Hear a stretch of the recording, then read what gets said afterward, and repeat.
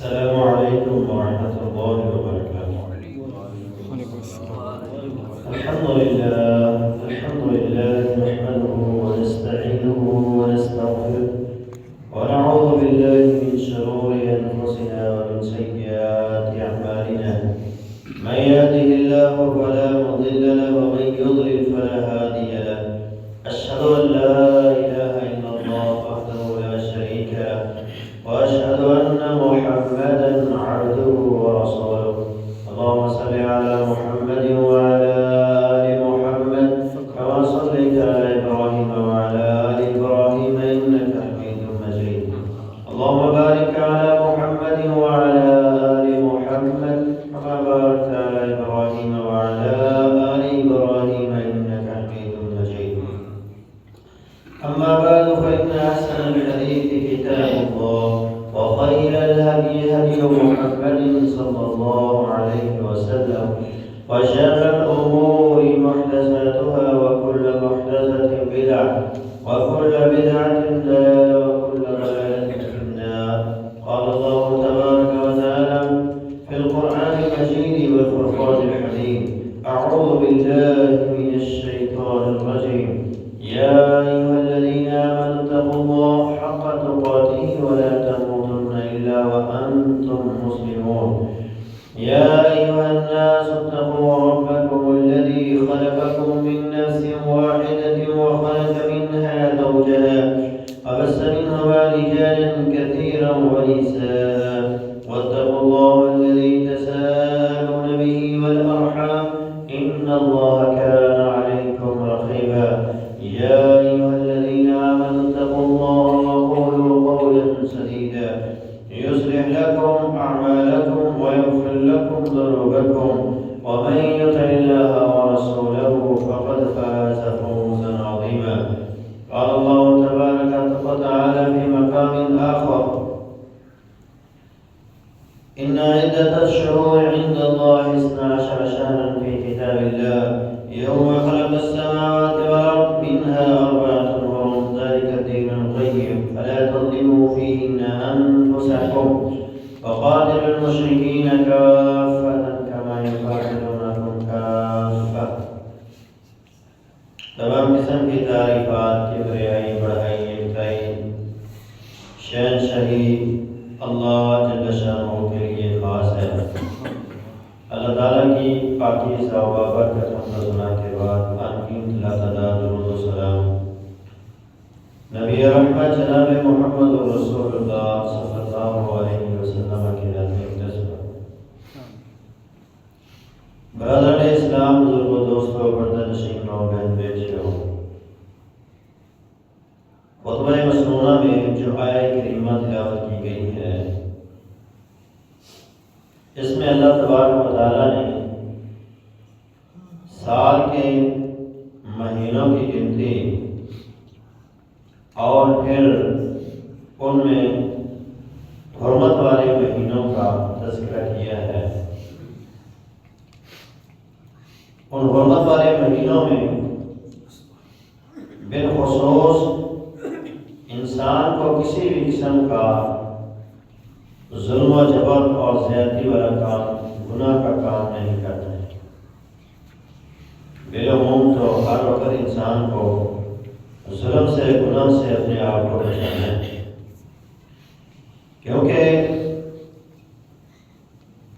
جن چیزوں کی حرمت ہوتی ہے اللہ کے ہاں، جن کا کوئی مقام و مرتبہ ہوتا ہے، اگر ان کی بھی حرمتی کی جائے تو اللہ تبارک و تعالیٰ کو پھر غصہ بھی اسی قدر زیادہ ہے. مثال کے طور پہ ایک بندہ چوری کرتا ہے کسی کے گھر میں، وہ گناہ ہے، لیکن ایک بندہ اللہ کے گھر میں چوری کرتا ہے تو یہ اس سے بڑا گناہ ہے، ڈبل گناہ ہے. ایک بندہ اپنے گھر میں شراب پیتا ہے، ایک مسجد میں آ کر پیتا ہے تو یہ بڑا گناہ ہے. اسی طرح ان حرمت والے مہینوں کے اندر جب انسان گناہ کرتا ہے تو اس گناہ کی جو سزا ہے وہ بڑھ جاتی ہے. نیکی کا درجہ بھی اللہ بڑھا دیتے ہیں تو گناہ کی سزا بھی بڑھا دی جاتی ہے. تو یہ 4 مہینے حرمت والے ہیں جن میں نبی علیہ السلام نے فرمایا 3 مہینے مسلسل ہیں، ذی القعدہ ہے، ذی الحج ہے اور محرم ہے، اور اس کے بعد جو ابھی مہینہ جا رہا ہے جسے رجب کہتے ہیں۔ تو یہ 4 مہینے حرمت والے ہیں، ان کی حرمت کا ہر بندے کو پاس رکھنا ہے، یہاں تک کہ زمانہ جاہلیت میں مشرکین، یہود اور کافر بھی ان مہینوں کا ادب و احترام کرتے تھے۔ ان میں صرف ایک بیماری یہ پائی جاتی تھی کہ وہ ان مہینوں کو اپنی مرضی کے ساتھ سیٹ کرتے تھے، یعنی جب کسی کے ساتھ انہوں نے ظلم و زیادتی کرنا ہوتا تو کہتے یہ مہینہ حرمت والا نہیں ہے، آگے والا حرمت والا ہے، اس مہینے میں وہ پھر اپنا کام نکال لیتے۔ لیکن وہ ادب و احترام اور ان مہینوں کا وہ لحاظ ضرور کرتے تھے۔ حرمت والے مہینوں میں 2 مہینے ایسے ہیں جب وہ شروع ہوتے ہیں تو ہمارے ہاں 2 گروہ جو ہیں وہ حرکت میں آ جاتے ہیں، ایک رافضی ہے اور ایک ناصبی ہے، جو حضرات صحابہ پر طعن و تشنیع شروع کرتے ہیں، بالخصوص خلفائے اربعہ سیدہ عائشہ رضی اللہ تعالی عنہ، سیدنا حسن، سیدنا حسین رضی اللہ تعالی عنہما، سیدنا امیر معاویہ اور سیدنا ابو سفیان رضی اللہ تعالی عنہ۔ ان لوگوں کا جب تذکرہ آتا ہے تو یہ لوگ ان کے لیے بری بری باتیں اپنی زبان سے نکالتے ہیں، اور ان حرمت والے مہینوں کی حرمت کا یہ لوگ پاس نہیں کرتے۔ اللہ تبارک و تعالیٰ نے فرمایا فَلَا تَظْلِمُوا فِيهِنَّ أَنفُسَكُمْ، ان مہینوں میں اپنی جانوں پر ظلم نہ کرو۔ ظلم کی ایک قسم ہے شرک، جسے اللہ نے قرآن میں فرمایا إِنَّ الشِّرْكَ لَظُلْمٌ عَظِيمٌ، بے شک شرک جو ہے یہ بہت بڑا ظلم ہے۔ تو ہر قسم کے شرک سے ان مہینوں میں اپنے آپ کو بچانا ہے، عام دنوں میں بھی بچانا ہے اور ان دنوں میں تو بالخصوص۔ اسی طرح گناہ کر کے انسان اپنے آپ پر ظلم کرتا ہے، اسی طرح شرک کر کے وہ اپنے آپ پر ظلم کرتا ہے، اللہ کا تو وہ کچھ بگاڑتا نہیں، اپنا ہی بگاڑتا ہے۔ اسی طرح وہ گناہ کر کے اللہ کی نافرمانی کے کام کر کے وہ اپنے آپ پر ظلم کر رہا ہوتا ہے، اس لیے اللہ نے منع کیا کہ اپنے آپ پر، اپنی جانوں پر ظلم نہ کرو۔ اسی طرح ایک گناہ ہے کہ انسان کسی دوسرے کے ساتھ ظلم و زیادتی کرتا ہے تو وہ حقیقت میں اس کے ساتھ نہیں بلکہ وہ اپنے ساتھ کر رہا ہوتا ہے، اور اس ظلم کا اسے حساب دینا ہوگا۔ تو صحابہ کے ساتھ ان صحابہ کی حرمت کو کا خیال نہیں کیا جاتا، انہیں گالم گلوچ کیا جاتا ہے، ان کے ایمان پر تنقید کی جاتی ہے اور انہیں برا بھلا کہا جاتا ہے۔ نبی علیہ السلام نے 2 ٹوک الفاظ میں صحابہ سے یہ بات کہی تھی، لا تسبوا اصحابی فلو ان احدکم انفق مثل احد ذهبا ما بلغ مد احدهم ولا نصیفه، کہ میرے صحابہ کو کوئی بندہ گالی نہ دے، کوئی انہیں برا بھلا مت کہے، فلو ان احدکم، اگر بعد میں آنے والا، انفق مثل احد ذهبا، احد پہاڑ کے برابر بھی سونا خرچ کرے گا، ما بلغ مد احدهم ولا نصیفہ، تو وہ صحابہ میں سے کسی ایک مٹھ جو اللہ کے راستے میں خرچ کرنے کے اجر کو نہیں پہنچ سکتا۔ اسی حدیث کے پیش نظر سلف صالحین کا یہ نظریہ تھا، اور وہ یہ بات کہا کرتے تھے کہ لا تسبوا اصحاب محمد صلی اللہ علیہ وسلم، کہ تم نبی علیہ السلام کے صحابہ کو گالی نہ دو، فَلَمُقَامُ أَحَدِهِمْ سَاعَةً خَيْرٌ مِّنْ عَمَلِ أَحَدِكُمْ عُمُرَهُ، کہ نبی علیہ السلام کے پاس کسی صحابی کا ایک لمحے کے لیے بیٹھنا، ایک لمحے کے لیے نبی علیہ السلام کے پاس بیٹھنا، ایک لمحے کے لیے نبی علیہ السلام سے گفتگو کرنا، ایک لمحے کے لیے نبی علیہ السلام کو دیکھنا اتنا مبارک ہے اور اتنا فضیلت والا ہے کہ بعد والے کو اگر لمبی عمر میں مل جائے اور وہ ساری زندگی اللہ کی فرما برداری کے اندر گزار دے تو وہ صحابی کے اس رتبے کو، اس ثواب کو، اس اجر کو نہیں پہنچ سکتا۔ تو صحابہ کو گالی نہیں دینی چاہیے، انہیں برا نہیں کہنا چاہیے، ان کی عیب تلاش نہیں کرنی چاہیے، اور جو بندہ ایسا کرے گا وہ رسول اللہ صلی اللہ علیہ وسلم کے اس فرمان کی کھلا نافرمانی کر رہا ہے، حکم عدولی کر رہا ہے کہ آپ نے فرمایا میرے صحابہ کو گالی نہ دے، اور جو گالی دے گا، جو برا کہے گا تو وہ دنیا میں بھی رسوا ہوگا اور آخرت میں بھی رسوا ہوگا۔ دنیا میں بھی دردناک عذاب اور قیامت کے دن بھی دردناک عذاب اور رسوائی کا اسے سامنا کرنا پڑے۔ دنیا میں بھی وہ فتنوں اور آزمائشوں کا شکار ہو جائے گا، اور آخرت میں بھی وہ فتنوں اور فساد اور اللہ کے عذاب سے دچار کیا جائے گا۔ امام ابو زرعہ رحمۃ اللہ علیہ فرمایا کرتے تھے جو لوگ اصحاب محمد کو برا کہتے ہیں، نبی علیہ السلام کے اصحاب کو برا کہتے ہیں، ان کی تنقید کرتے ہیں، وہ زندیق ہیں۔ زندیق شریعت میں اس بندے کو کہتے ہیں جو اسلام سے پھر جاتا ہے، ملحد ہو جاتا ہے، اللہ اور اس کے رسول کا انکاری ہو جاتا ہے۔ تو جو بندہ صحابہ کو برا کہے، امام ابو زرعہ فرماتے ہیں وہ بندہ زندیق ہے۔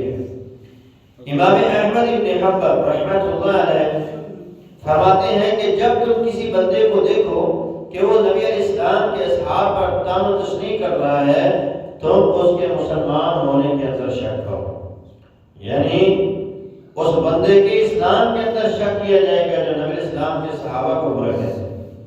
اور ایک جگہ پہ انہوں نے سیدنا امیر معاویہ کے حوالے سے فرمایا کہ جو بندہ بالخصوص امیر معاویہ کو برا کہتا ہے وہ بندہ بدعتی ہے، اس کا رسول اللہ صلی اللہ علیہ وسلم کی سنت سے کوئی تعلق نہیں، وہ بدعتی انسان ہے۔ امام مالک رحمۃ اللہ علیہ نے فرمایا اس بندے کا اسلام میں کوئی حصہ نہیں ہے کہ جس بندے نے صحابہ کو برا کہا۔ جو بندہ صحابہ پر طعن و تشنیع کرتا ہے، امام مالک کے نزدیک وہ بندہ اسلام سے خارج ہے۔ امام طحاوی رحمۃ اللہ علیہ فرماتے ہیں اصحاب رسول کے بارے میں مسلمانوں کا، اہل سنہ کا یہ عقیدہ ہے کہ حبہم ایمان و احسان، نبی اسلام کے صحابہ سے محبت یہ ایمان اور احسان ہے، وَبُغْضُهُمْ كُفْرٌ وَنِفَاقٌ، اور ان سے کفر اور ان سے بغض کفر ہے اور نفاق ہے۔ جب بندہ ان سے بغض کرے گا تو وہ بندہ کفر کی طرف چلا جائے گا یا منافقت کی طرف چلا جائے گا۔ تو نبی علیہ السلام کے جمیع صحابہ، چاہے وہ نبی علیہ السلام کے اہل بیعت سے ہوں یا دوسرے صحابہ، کسی بھی ایک صحابی کے ساتھ بغض رکھنا، نفرت کرنا، ان کے نقص کو بیان کرنا، ان پر عیب جوئی کرنا، یہ اپنے ایمان سے ہاتھ دھونے کے مترادف ہے۔ ہر بندہ مومن کو سوچنا چاہیے، بات کرنے سے پہلے اسے احتیاط کی گفتگو کرنی چاہیے، کبھی بھی نبی اسلام کے کسی بھی صحابی کے بارے میں اپنی زبان کو نہیں کھولنا چاہیے۔ 22 رجب کا مہینہ ہے اور 22 رجب کو امیر المؤمنین خلیفۃ المسلمین سیدنا امیر معاویہ کی وفات تاریخ ہے۔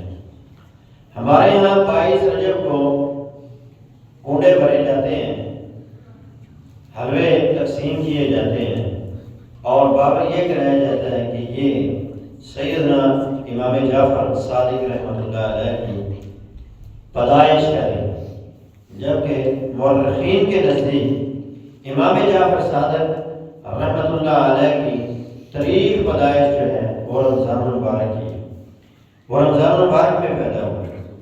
تو یہ سیدنا امیر معاویہ سے کچھ لوگوں کا بغض تھا، نفرت تھی، جس وجہ سے انہوں نے ان کی وفات کے دن کنڈے بھر کر خوشی کا اظہار کیا۔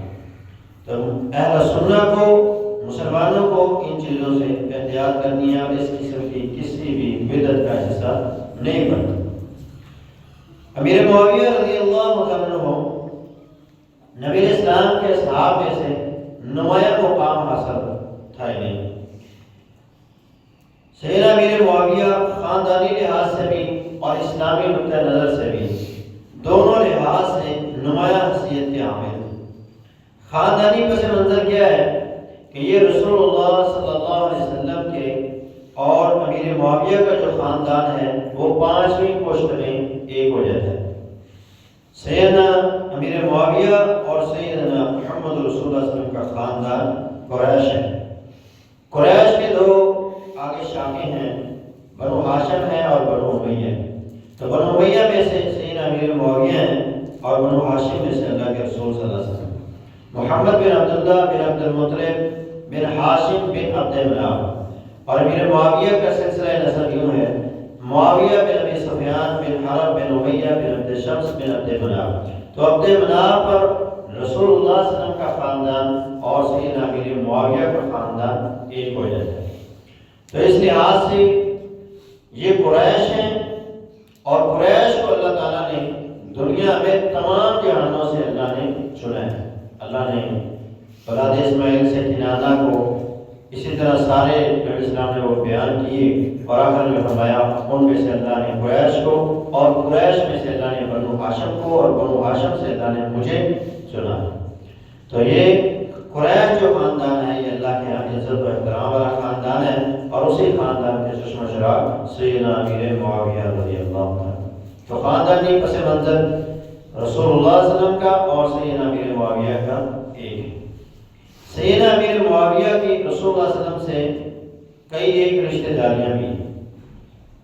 پہلی رشتہ داری سیدنا امیر معاویہ کی یہ ہے کہ سیدنا امیر معاویہ کی سگی بہن سیدہ رملہ بنت ابی سفیان، ان جو ام حبیبہ کے نام سے مشہور ہیں، سیدہ رملہ کی جو شادی تھی یہ پہلے کسی اور انسان سے ہوئی، اس میں سے ان کی ایک بیٹی تھی حبیبہ، اس کے نام پر پھر ان کی یہ کنیت بنی ام حبیبہ۔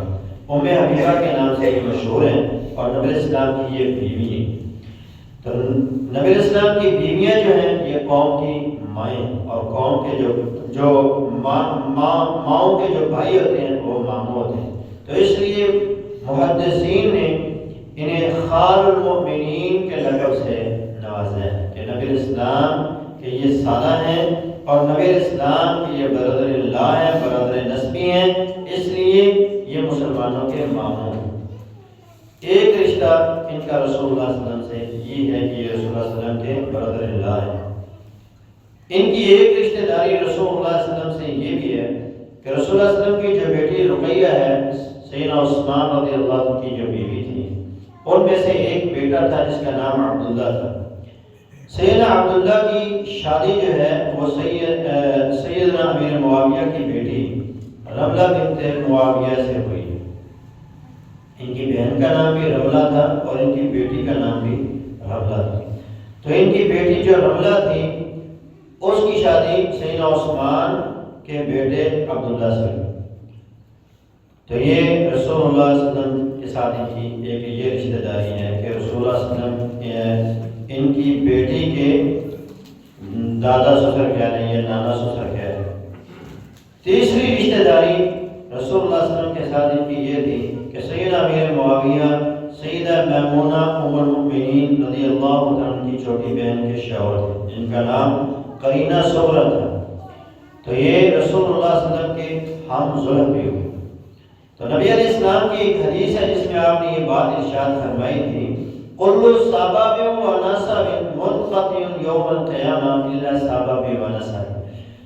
ہر قسم کا تعلق اور ہر قسم کا نسب جو ہے یہ قیامت کے دن ختم ہو جائے گا، الا سبب و نسب، سوائے میری نسب کے اور میرے تعلق کے۔ تو نبی علیہ السلام کے جو تعلق ہیں یعنی سسرال والے جو ہیں، سسرالی رشتے جو ہیں وہ بھی، اور نبی اسلام کے جو نسب ہے، خاندان کے جو رشتے ہیں، آپ کے جو اہل بیت ہیں، یہ قیامت کے دن نبی اسلام کے ساتھ ہوں گے۔ یعنی امیر معاویہ بھی نبی اسلام کے ساتھ ہوں گے، ابو سفیان بھی ساتھ ہوں گے، اور سیدنا علی بھی ساتھ ہوں گے، اور نبی اسلام کے اہل بیت بھی ساتھ ہوں گے۔ تو جو لوگ ان سے نفرت کرتے ہیں، جو لوگ سیدنا علی رضی اللہ عنہ یا سیدنا امیر معاویہ رضی اللہ عنہ سے نفرت کا اظہار کرتے ہیں، ان کے خلاف زبان درازیاں کرتے ہیں، ان کو سوچنا چاہیے کہ کل کو وہ تو ایک ساتھ ہوں گے اور ان سے نفرت کرنے والے وہ کام ہوں گے جو رسول اللہ صلی اللہ علیہ وسلم کے ساتھ ہوگا اس سے نفرت کرے گا تو کیا وہ رسول اللہ صلی اللہ علیہ وسلم کا ساتھ اسے مل سکتا ہے؟ قطعاً نہیں ملے گا۔ جو رسول اللہ صلی اللہ علیہ وسلم کے ساتھ ہوگا وہ وہی ہوگا جو ان سے محبت کرے گا جن سے رسول اللہ صلی اللہ علیہ وسلم کو محبت ہے۔ جو رسول اللہ صلی اللہ علیہ وسلم کے تعلق والے تھے، رسول اللہ صلی اللہ علیہ وسلم کے نسب کے رشتے تھے، نبی اسلام کے اہل بیت تھے، نبی اسلام کے سسرال والے۔ سیدنا امیر معاویہ رضی اللہ تعالیٰ عنہ دینی اعتبار سے بھی ایک عظیم مسلمان انسان تھے۔ سیدنا امیر معاویہ رضی اللہ تعالیٰ عنہ لوگوں میں شامل تھے جنہوں نے مکہ فتح ہونے سے پہلے اسلام قبول کیا۔ تقریب التہذیب میں حافظ ابن حجر رحمۃ اللہ علیہ نقل کرتے ہیں اسلم قبل الفتح، فتح مکہ سے پہلے انہوں نے اسلام قبول کیا۔ البدایہ والنہایہ نے حافظ عماد الدین ابن کثیر نے سیدنا امیر معاویہ کا اپنا قول نقل کیا ہے۔ وہ فرماتے ہیں اسلمت یوم عمرۃ القضاء ولکنی کتمت اسلامی من ابی الی یوم الفتح۔ فرمایا میں عمرۃ القضاء پر جب نبی اسلام مکہ تشریف لائے تو میں نے اسلام قبول کیا اور اپنے ایمان کو، اسلام کو اپنے باپ سے چھپائے رکھا یہاں تک کہ مکہ فتح ہو گیا، اور پھر میں نے اپنے باپ کے ساتھ اپنے ایمان اور اپنے اسلام کا اظہار کیا۔ اور سیدنا امیر معاویہ وہ عظیم انسان ہیں کہ جنہیں نبی اسلام کے موئے مبارک کاٹنے کا شرف حاصل ہوا ہے۔ انہوں نے نبی اسلام کے بالوں کو عمرۃ القضاء پر اپنے ہاتھوں سے کاٹا اور ان بالوں کو اپنے پاس محفوظ کیا۔ تو یہ شرف امیر معاویہ رضی اللہ عنہ کا حاصل ہے۔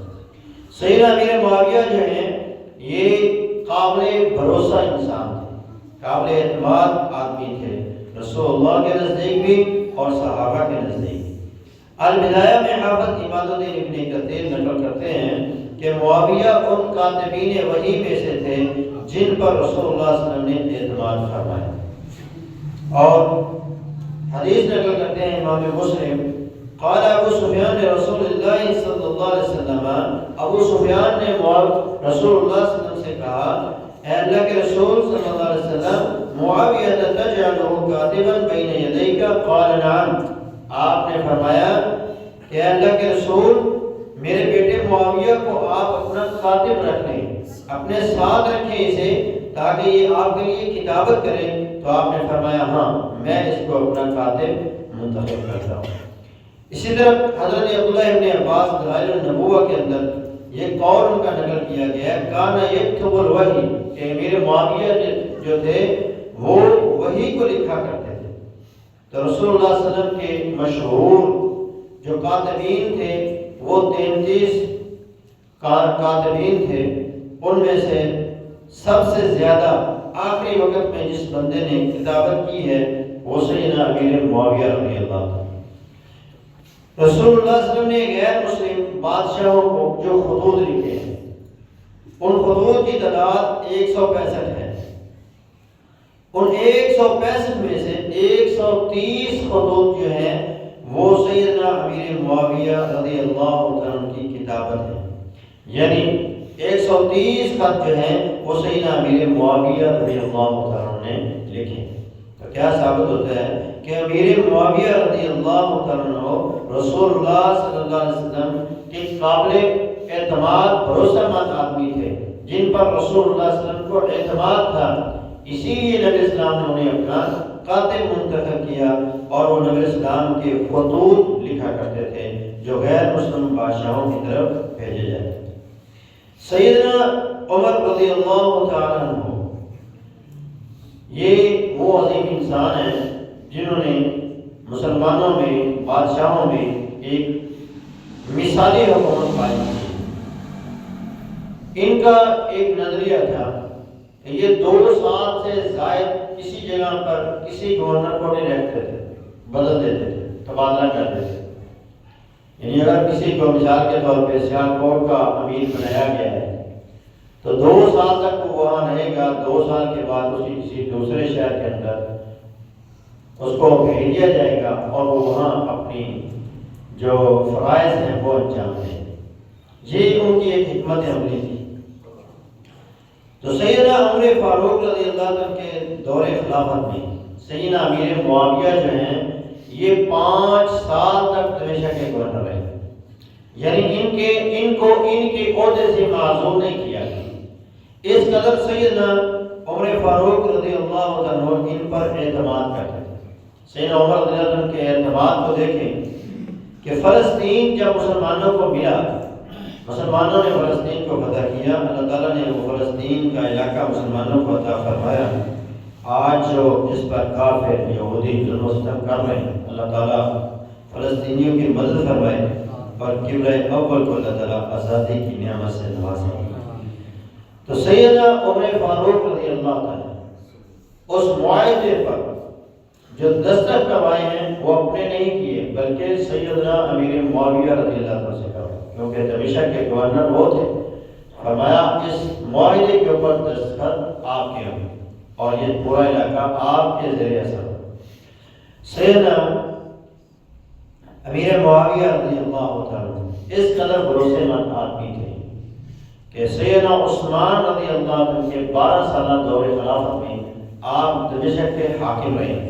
آپ کو سیدنا عثمان کے دور میں بھی تبدیل نہیں کیا گیا، یہاں تک کہ سیدنا علی رضی اللہ عنہ کا آپ کے ساتھ اختلاف بھی ہوا، لڑائیاں بھی ہوئی، اس کے باوجود بھی مسلمانوں کے حاکم سیدنا امیر المؤمنین علی رضی اللہ عنہ نے آپ کو خلافت سے معزول نہیں کیا، آپ کو آپ کے عہدے سے اتارا نہیں ہے، بلکہ سیدنا علی رضی اللہ عنہ کا قول ابن ابی شیبہ کے اندر ہے، وہ فرماتے ہیں جنگ صفین کے بعد اپنے ساتھیوں کو، لوگوں کو مخاطب کرتے ہوئے، لوگوں معاویہ کی گورنری کو حقیر مت سمجھو، اگر معاویہ کو تم لوگوں نے کھو دیا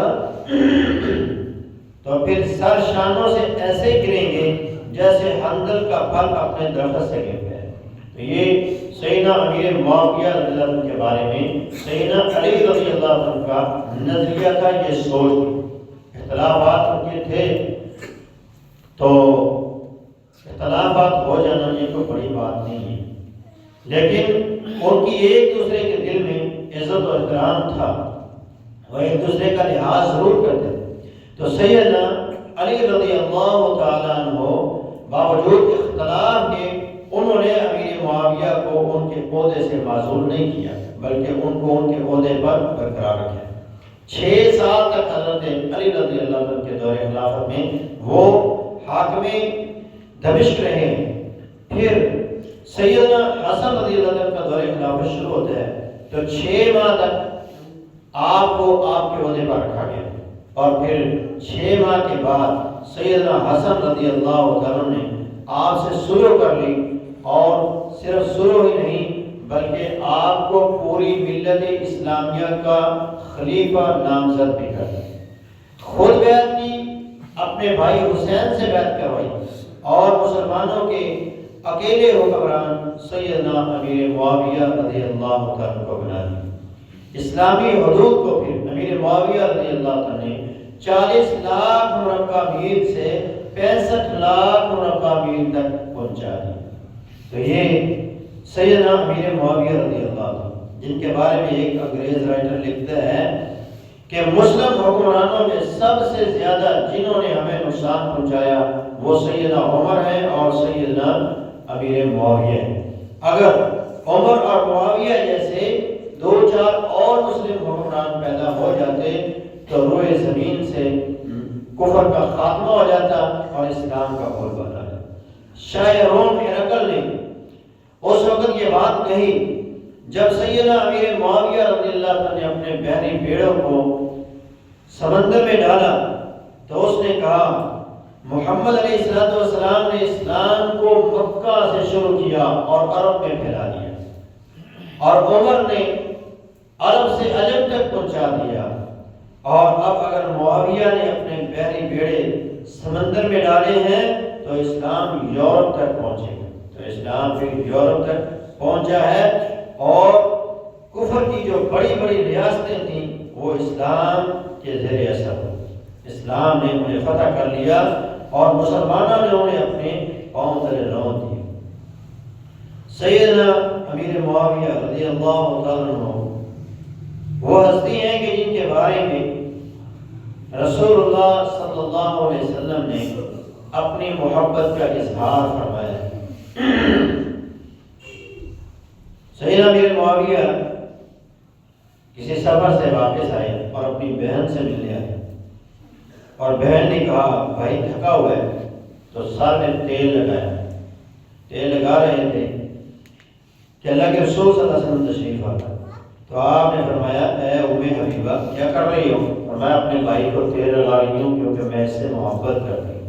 فرمایا صرف تو ہی نہیں بلکہ اس سے اللہ بھی محبت کرتا ہے اور اس کا رسول بھی محبت کرتا ہے۔ تو رسول اللہ صلی اللہ علیہ وسلم اپنی محبت کا اظہار فرماتے تھے سیدنا امیر معاویہ رضی اللہ عنہ، اور سیدنا امیر معاویہ رضی اللہ عنہ کے لیے نبی اسلام نے کئی ایک موقعوں پر دعائیں بھی فرمائی۔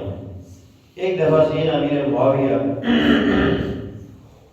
رسول اللہ صلی اللہ علیہ وسلم کے ساتھ سوار ہیں سواری کے اوپر، تو سیدنا معاویہ کا پیٹ جو تھا وہ رسول اللہ صلی اللہ علیہ وسلم کی کمر سے لگ رہا تھا، تو آپ نے کہا اے معاویہ تیرے جسم کا کون سا حصہ میرے جسم سے لگ رہا ہے؟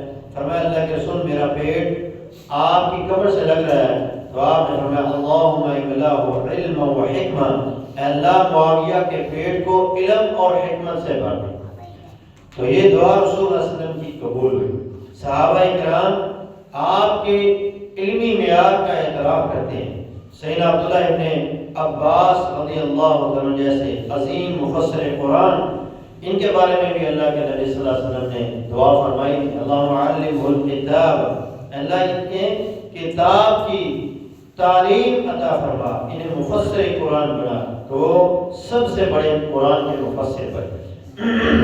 ان سے کسی نے پوچھا کہ امیر معاویہ جو ہے وہ ایک وتر پڑھتے ہیں، آپ کے اس کے بارے میں کیا خیال ہے؟ تو انہوں نے فرمایا اصاب انہ فقیہ، وہ درست کرتے ہیں کیونکہ وہ اس امت کے فقیہ ہیں، وہ فقیہ ہیں اس لیے وہ ایک وتر پڑھتے ہیں، درست کرتے ہیں۔ تو سیدنا عبداللہ ابن عباس جیسے عظیم انسان، عظیم علم و حکمت کے پیکر انسان بھی ان کی فقاہت اور ان کے علمی معیار کا اعتراف کرتے تھے۔ نبی اسلام نے ایک دفعہ ان کے لیے یہ دعا فرمائی اللہم اجعلہ ہادیا و مہدیا واہد بہ، اے اللہ معاویہ کو ہدایت دینے والا اور ہدایت یافتہ اور اس کے ذریعے لوگوں کو ہدایت کے لیے بنا دے۔ رسول اللہ صلی اللہ علیہ وسلم کی یہ دعا قبول ہوئی۔ نجران کا عیسائی مدینہ میں رسول اللہ صلی اللہ علیہ وسلم سے ملنے کے لیے آیا۔ نجران کا عیسائی شہزادہ رسول اللہ صلی اللہ علیہ وسلم سے ملاقات کرتا ہے، رسول اللہ صلی اللہ علیہ وسلم سے اسلام کے بارے میں گفتگو کرتا ہے۔ اللہ کے رسول صلی اللہ علیہ وسلم اسے سمجھاتے ہیں لیکن وہ مانتا نہیں، جاتے ہوئے کہتا ہے میں سوچوں گا لیکن آپ کے لیے کچھ تحفہ تحائف میں لایا ہوں وہ آپ کو دینا چاہتا ہوں، آپ اپنے کسی ساتھی کو میرے ساتھ بھیجیں۔ وہ تحفے لے آئے، تو رسول اللہ صلی اللہ علیہ وسلم نے مسجد میں دیکھا تو صرف مسجد میں امیر معاویہ تھے، تو نبی علیہ السلام نے کہا معاویہ اس کے ساتھ جاؤ۔ امیر معاویہ فرماتے ہیں کہ مسجد کی دوسری طرف میری جوتی پڑی تھی تو میں نے اپنی جوتی بھی نہیں اٹھائی، اس عیسائی شہزادے کے ساتھ چل پڑا۔ چلتے چلتے میرے پاؤں گرمی کی وجہ سے چلنا شروع ہو گئے، تو میں نے اس شہزادے سے کہا یا تو مجھے سواری پر اپنے ساتھ بٹھا دو یا مجھے اپنے جوتے پہننے کے لیے دے دو۔ تو اس نے تکبرانہ انداز میں کہا تیرے لیے صرف اتنا ہی کافی ہے اے بدو کہ تو میری سواری کے سائے میں چلے، تو میرے ساتھ سوار نہیں ہو سکتا، نہ تو میرے جوتا پہننے کے قابل ہے۔ وہ تحفے لے کر نبی اسلام کے پاس آئے، سارا واقعہ بتایا، تو نبی اسلام نے اعلم من امتی معاویہ، میری امت کا علم تحمل والے جو انسان ہے وہ معاویہ ہیں۔ پھر اللہ کا کرنا دیکھیں، سیدنا امیر معاویہ کو اللہ نے حکومت عطا فرمائی اور نجران مسلمانوں نے فتح کیا، نجران فتح ہوا اور یہی شہزادہ قیدی ہو کر امیر معاویہ کے سامنے کھڑا ہے اور امیر معاویہ نے اسے پہچان لیا، اس نے نہیں پہچانا۔ کیونکہ اس کے یہ وہم و گمان میں بھی نہیں تھا کہ وہ بندہ جس کے پاس پہننے کے لیے اس وقت جوتا نہیں تھا اور میں نے اسے جوتا نہیں دیا، وہ مسلمانوں کا حکمران ہو سکتا ہے۔ تو مسلمانوں کا یہ حکمران سیدنا امیر معاویہ جو تھے، انہوں نے دیکھ لیا، پہچان لیا، تو آپ نے فرمایا یہ جتنے بڑے بڑے ہیں ان کو 3 دن تک شاہی مہمان ٹھہرایا جائے اور ان کو اچھے سے اچھا کھانا کھلایا جائے، اچھے سے اچھا لباس دیا جائے، 3 دن کے بعد یہ آزاد کر دیا۔ وہ یہ شفقت، یہ محبت دیکھتا ہے اور دیکھنے کے بعد کہتا ہے کہ میں آپ کے حکمران سے ملنا چاہتا ہوں، امیر المؤمنین سے ملنا چاہتا ہوں۔ تو امیر معاویہ رضی اللہ عنہ کے پاس لایا گیا اسے، تو امیر معاویہ رضی اللہ عنہ نے اس نے کہا مجھے پہچانتے ہو؟ اس نے کہا نہیں۔ آپ نے فرمایا جب تو پہلی دفعہ آیا تھا نا مدینہ میں، تو اس وقت تو نے جب تحائف دیے تھے اور تو نے مجھے اس وقت اپنا جوتا پہننے کے لیے نہیں دیا تھا، میں وہی معاویہ ہوں۔ اس نے اس حسن اخلاق سے متاثر ہو کر اسلام قبول کر لیا۔ تو یہ رسول اللہ صلی اللہ علیہ وسلم کی دعا تھی، وعدے بھی اللہ اس کے ذریعے سے لوگوں کو ہدایت عطا کی۔ سیدنا امیر معاویہ رضی اللہ عنہ کے لیے ایک دعا نبی صلی اللہ علیہ وسلم نے یہ فرمائی، اللہم علم معاویہ الکتاب ومکنہ فی البلاد وقیہ العذاب۔ اے اللہ معاویہ کو کتاب کا علم بھی سکھا دے اور اسے بلاد اسلامیہ کا، بڑے بڑے ملکوں کا اللہ اسے بادشاہ بنا دے، حکومت عطا فرما دے اور اس کو عذاب سے بچا دے۔ اللہ تعالیٰ نے آپ کو کتاب کا علم اور اسلامی ریاست کی حکمرانی عطا فرمائی، جس کا رقبہ 64.5 لاکھ مربع میل تھا، اور 20 سال تک آپ نے طویل عرصہ حکومت کی۔ اور عذاب سے اللہ نے آپ کو کیسے بچایا ہے؟ نبی اسلام نے صحیح بخاری کے حدیث میں فرمایا، اول جیش من امتی یغزون البحر قد عوجبوا، میری امت کا پہلا لشکر جو بحری جہاد کرے گا، اللہ نے ان سب پر جنت کو واجب کر دیا۔ اور یہ پہلا بحری بیڑا بنانے والے، اور بلکہ مورخین لکھتے ہیں کہ 600 بحری بیڑے سیدنا امیر معاویہ رضی اللہ عنہ نے تیار کیے، اور ان 600 بحری بیڑوں کے ساتھ آپ نے مدینہ قیصر کی طرف حملہ کرنے کا ارادہ کیا۔ تو یہ لشکر تیار کرنے والے سیدنا عثمان رضی اللہ عنہ کے دور میں، اور اس لشکر کی کمان کرنے والے سیدنا امیر معاویہ، ان سب پہ اللہ تعالیٰ نے جنت کو واجب کر دیا ہے، اور ان سب کو اللہ تعالیٰ نے جہنم کی آگ سے بچا لیا۔ اسی طرح نبی علیہ السلام نے ان کی جماعت کو مسلمانوں کی عظیم جماعت قرار دیا۔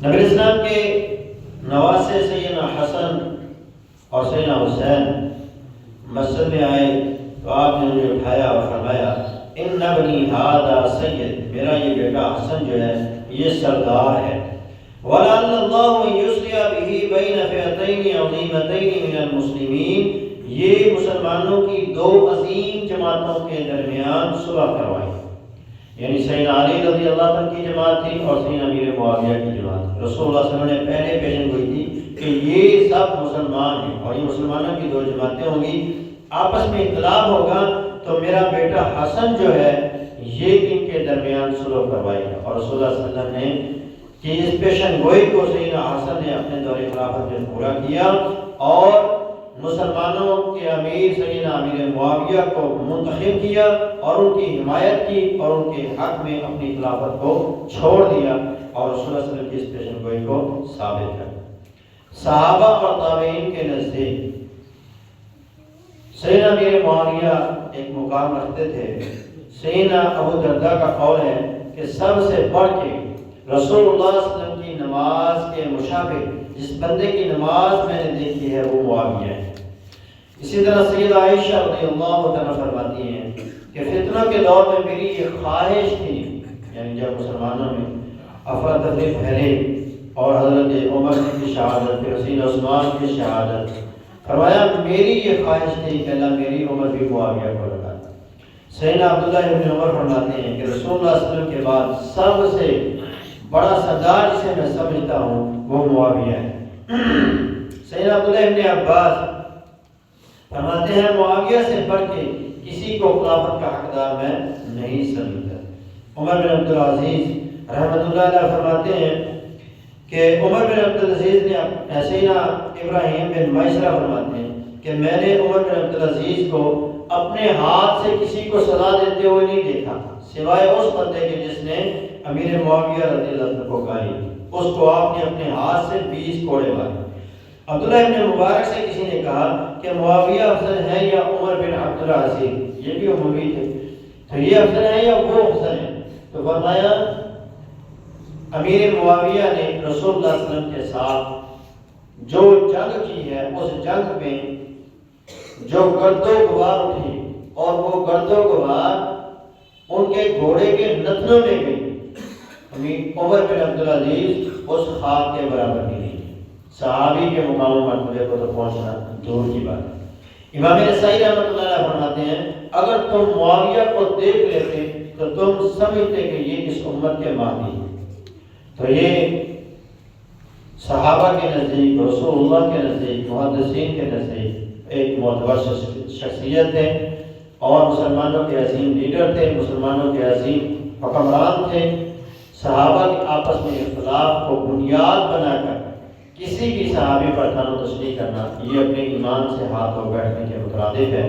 اس لیے ہر بندہ مومن کو چاہیے کہ وہ سیدنا علی سے بھی محبت کرے، سیدنا حسن و حسین سے بھی محبت کرے، سیدنا ابو سفیان سے بھی محبت کرے، سیدنا عائشہ سے بھی محبت کرے، سیدنا امیر معاویہ سے بھی محبت کرے، اور سیدنا ابوبکر صدیق، عمر، عثمان اور سیدنا علی رضی اللہ تعالیٰ ان تمام سے محبت کرے۔ کسی بھی قسم کی جو فتنہ پر گفتگو ہے اس سے وہ احتیاط کریں، اپنے آپ کو بچائیں، کیونکہ یہ ہمارے ایمان کا معاملہ ہے، ان کی محبت یہ ایمان ہے۔ اللہ تعالیٰ ہمیں صحابہ کے نقش قدم پر چلنے کی توفیق عطا فرمائے، اللہ تعالیٰ ان سے محبت کرنے والوں میں ہمیں شامل فرمائے۔ اقول قولی ھذا استغفر اللہ لی ولکم۔